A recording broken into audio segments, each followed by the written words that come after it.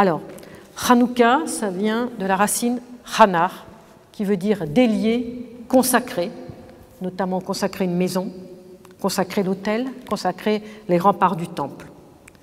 Hanouka, c'est une fête de l'inauguration et dont le deuxième nom s'appelle Chag HaOurim, c'est-à-dire fête des Lumières.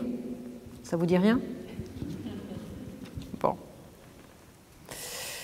Cette fête est une fête d'institution rabbinique, donc elle n'est pas chômée et elle n'a pas les mêmes restrictions que toutes les autres fêtes.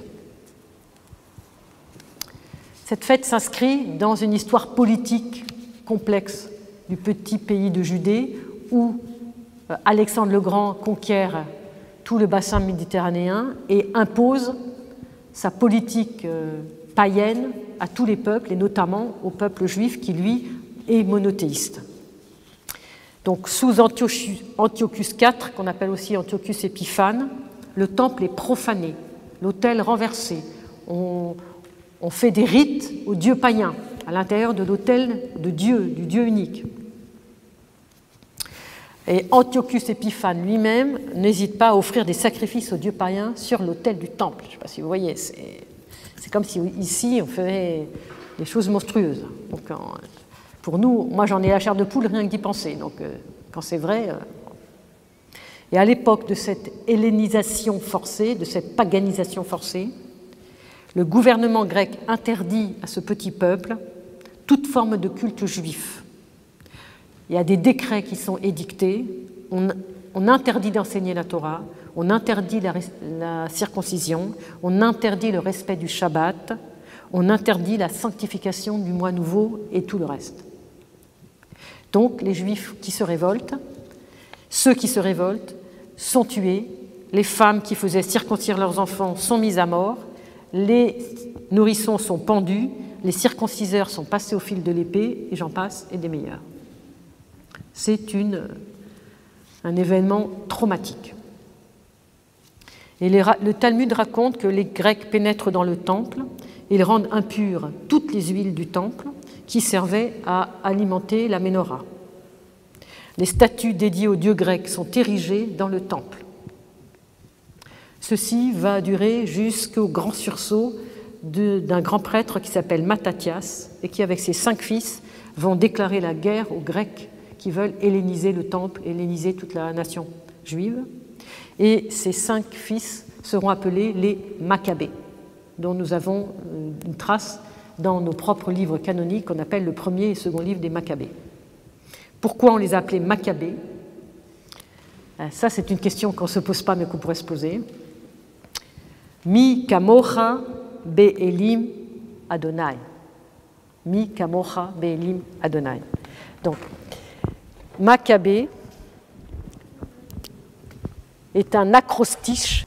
On pourrait presque écrire comme ça. Hein. Je ne l'écris pas en... Je m'entends, hein. Je ne l'écris pas dans les lettres françaises. Hein. Mi, ka, mora, be, elim. En hébreu. Hein. Donc, je ne veux pas vous l'écrire en hébreu, on pourrait, mais... Donc, même, kaf, bet, et puis elim, avec un he. Bon. C'est les premières lettres, si vous voulez, c'est des acrostiches. Mi, ka, mora, qui est comme toi parmi les dieux. Donc, c'est-à-dire...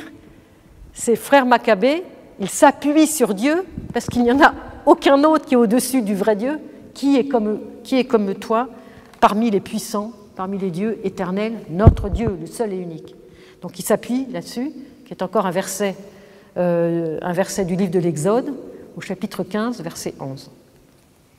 Donc après 3 ans de combats acharnés, sous la direction de Juda Maccabée, Jérusalem est reconquise. Et donc cette fête va commémorer la purification et la nouvelle dédicace du temple. On sait bien qu'on fait toujours une dédicace quand on redédicace quand un lieu est profané. On le fait même chez nous, hein, je veux dire. Et qu'est-ce que font les hommes de Juda Maccabée? Ils débarrassent le sanctuaire de toutes les images, de toutes les statues profanes, de toutes les idoles, de tous les cultes païens, de tout ce qui souillait ce temple. Ils bâtirent un nouvel autel et vont le consacrer un jour qui s'appelle le 25 du mois de Kislev, qui va commencer donc demain. Et comme ça commence demain, et que nous savons que ça commence la veille au soir. Donc on instaure cette fête de la Hanouka, c'est-à-dire de la dédicace, de la consécration du nouveau temple et du nouveau sanctuaire. Et le Talmud raconte cette merveilleuse petite histoire du miracle de la fiole d'huile. Puisque toutes les huiles avaient été profanées, comment on fête cette dédicace en allumant les lumières? Comment on fait? Puisqu'il faut toujours une lumière, il y a la lumière perpétuelle dans le sanctuaire.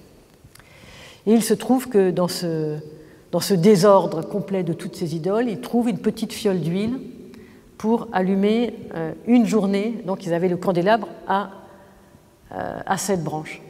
Et ils avaient de quoi allumer à 8 branches. Ils avaient de quoi allumer pour une journée. Et il fallait, cette huile était tellement précieuse qu'il fallait plus de 8 jours pour consacrer cette huile, pour d'abord la fabriquer et la consacrer. Donc on ne pouvait pas allumer le 2e jour, le 3e jour, le 4e jour. Bon, ça c'est le traité Shabbat qui raconte ça. Et on allume la première journée, la lampe, et finalement cette huile va durer les 8 jours.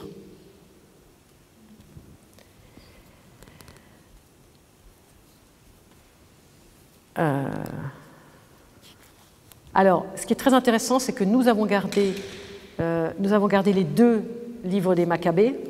Nos frères juifs ne les ont pas gardés dans leur Bible hébraïque, parce que ce sont des livres écrits en hébreu, mais c'est aussi parce que ça raconte des guerres. Et ça n'est pas sur la guerre qu'on va instituer la fête, ça va être sur le miracle de la fiole d'huile. Et c'est pour ça que alors c'est pareil, vous voyez, les Juifs ils font comme nous, ou plutôt nous on fait comme eux. C'est-à-dire qu'ils ont des textes qu'ils les mettent un peu de côté dans la tradition apocryphe, ils prennent les éléments importants et qu'ils les réintroduisent dans leur propre fête liturgique. C'est un parallèle absolument extraordinaire avec la Mère de Dieu. Donc ils n'ont pas reçu les livres qui sont guerriers. On ne célèbre pas Hanouka pour faire la guerre, pour être des guerriers. On célèbre Hanouka parce qu'on célèbre finalement le miracle que Dieu fait en donnant une huile 8 jours alors qu'elle devait durer 1 jour. Voilà. Donc c'est le miracle divin en fait, et c'est le miracle de la lumière. Et à chaque fois qu'on parle de lumière dans la tradition juive, c'est toujours la lumière du premier jour, dont on sait que ce n'est pas la lumière naturelle. Ce n'est pas celle du 4e jour, ce n'est pas celle du soleil et de la lune. Donc il y a toujours derrière cette idée, c'est la lumière, la vraie lumière, quoi. Nous avons vu la vraie lumière. Et c'est la raison pour laquelle l'élément le plus significatif et le plus central de la fête de Hanouka, c'est l'allumage de ce chandelier à 8 branches qu'on appelle la Hanoukiya. Et cette Hanouka, on l'allume de préférence devant une fenêtre, devant une porte, même à Jérusalem où vous les avez dans les rues, on les met carrément dans les rues, parce qu'il faut que tout le monde voit cette lumière, parce qu'il faut que tout le monde comprenne qu'est-ce que c'est que le miracle que Dieu fait pour son peuple. Et qu'est-ce que c'est le miracle de la lumière.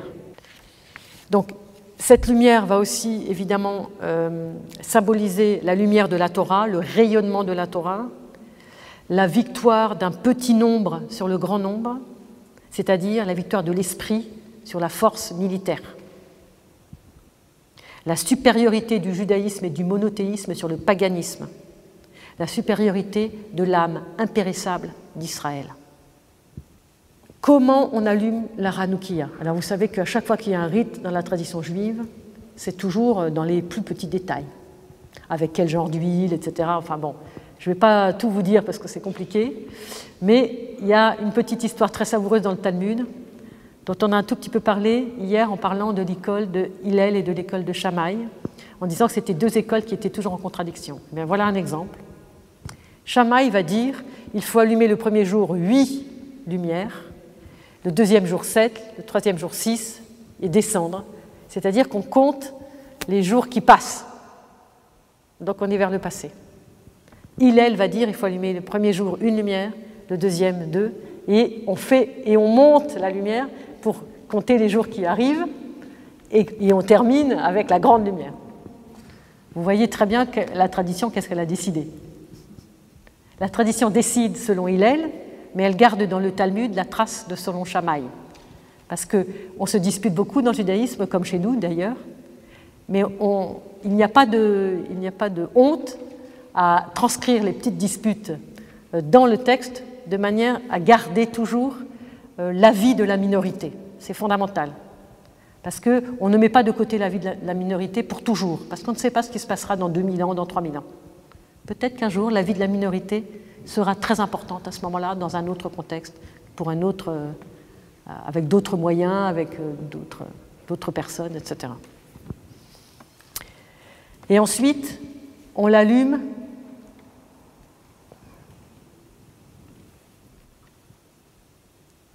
à droite, oui, c'est bien ce qu'il me semble. Ouais. On l'allume à droite et on l'allume comme ça. On l'allume le premier jour, la première, à droite, la seconde. Mais le deuxième jour, écoutez-moi bien, le deuxième jour, on n'allume pas la première, on allume la deuxième, avant la première. C'est-à-dire qu'on allume la lumière du jour avant la première. Et c'est comme ça, le troisième jour, on allumera la troisième, la deuxième, la première, la quatrième. Tout ça est très précis, et tout ça a un sens. Il y a 3 bénédictions principales pour cette fête de Hanouka. Baruch atah Adonai Eloheinu melech haolam, asher kitshanu bemitzvotav vetzivanu leadlik ner Hanouka.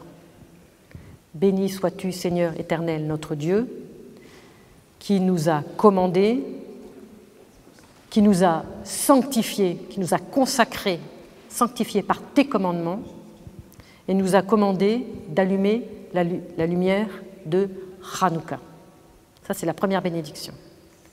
La deuxième bénédiction, Baruch atah Adonai Eloheinu melech haolam, she'asa nisim le'avotenu beyamim hahem bezman hazeh. Je ne sais pas si vous sentez le rythme, c'est un rythme qui est très porteur, c'est facile finalement à apprendre par cœur. Béni sois-tu éternel notre Dieu, roi du monde, qui a fait 10 miracles pour nos ancêtres, c'est-à-dire dans ce temps-là, pour nos ancêtres, à cette époque-là, et en ces temps-ci. Et la troisième bénédiction qu'on ne dira que le premier jour, qui est la bénédiction de toutes les fois où on a quelque chose de nouveau. Le premier jour de l'an, la première fois qu'un enfant découvre quelque chose, quand on achète des chaussures neuves, un vêtement neuf, de la vaisselle neuve, la première fois qu'on utilise quelque chose, la première fois qu'on revoit un ami après 10 ans ou 15 ans, toutes les premières fois, pour toutes ces occasions, on dit toujours cette même bénédiction qu'on dit la première fois de Hanouka chaque année, donc le premier soir, donc on va dire ce soir, Baruch atah Adonai Eloheinu melech haolam, she'echeyanu vekiyemanu vegiyanu lazman hazeh. Donc, béni sois-tu Seigneur éternel, roi du monde, c'est toujours le même début. Chez Reyanu qui nous a fait vivre, chez Kiyemanu qui nous a fait exister, chez Reyanu et Kiyemanu et Igiyanu, et qui nous a fait parvenir jusqu'à ce temps-ci, c'est-à-dire qui nous a amenés jusqu'à aujourd'hui, qui nous a permis aujourd'hui de fêter cette fête, ou de vivre cet événement. À chaque fois que je m'achète des chaussures neuves, je dis cette prière. Je trouve que c'est extraordinaire. C'est vraiment... Alors, vous allez être un peu étonnés parce que cette lumière contient 9 flammes, 9 bougies. Mais en fait, il n'y en a que 8. Ils ne sont pas fous, les Juifs, hein, on comprend très bien, mais il faut quand même qu'on nous explique. La 9e ne compte pas. Elle ne compte pas parce qu'elle s'appelle le shamash, c'est-à-dire le serviteur. C'est-à-dire qu'elle va servir à allumer les autres.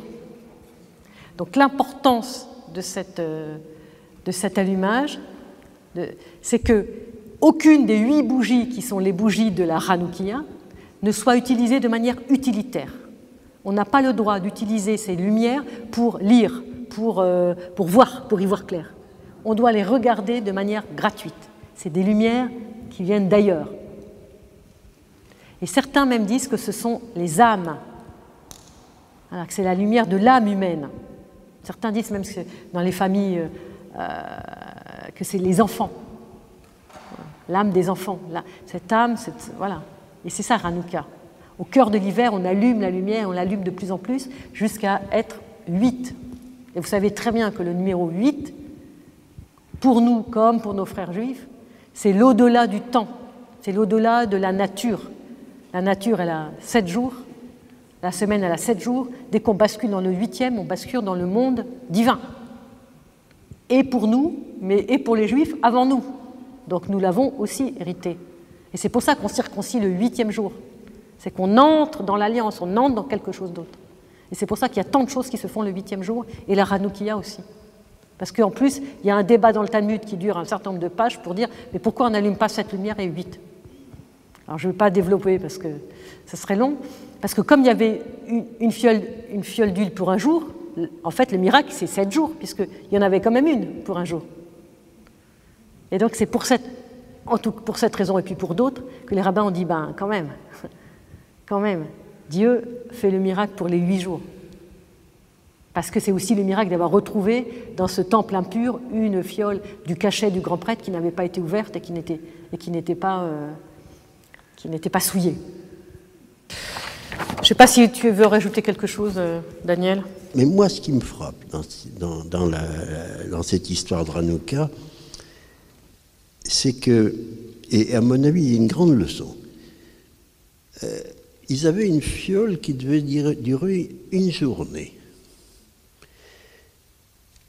Et ils savaient qu'ils avaient 8 jours pour avoir une autre fiole.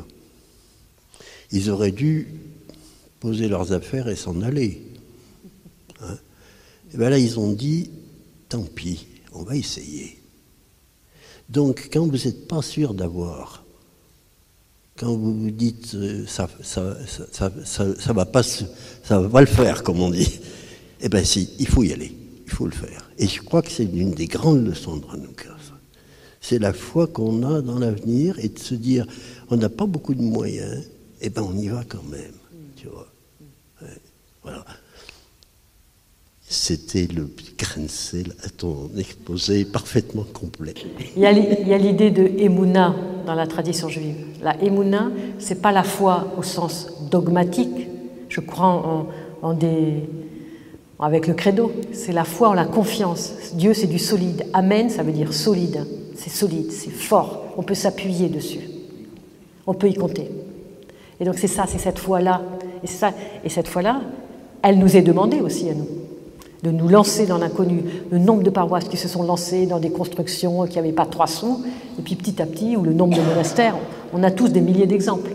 On se lance dans quelque chose, et puis Dieu répond, comme Dieu a répondu pour Hanouka, Dieu répond parce qu'il y a la foi, parce qu'il y a la relation, parce qu'il y a la confiance, parce qu'on est suspendu à sa volonté, et qu'il répond, tout simplement. Il répond pour Hanouka, il répond pour nous, il répond pour ceux qui ont la foi, qui ont confiance. Merci, Daniel.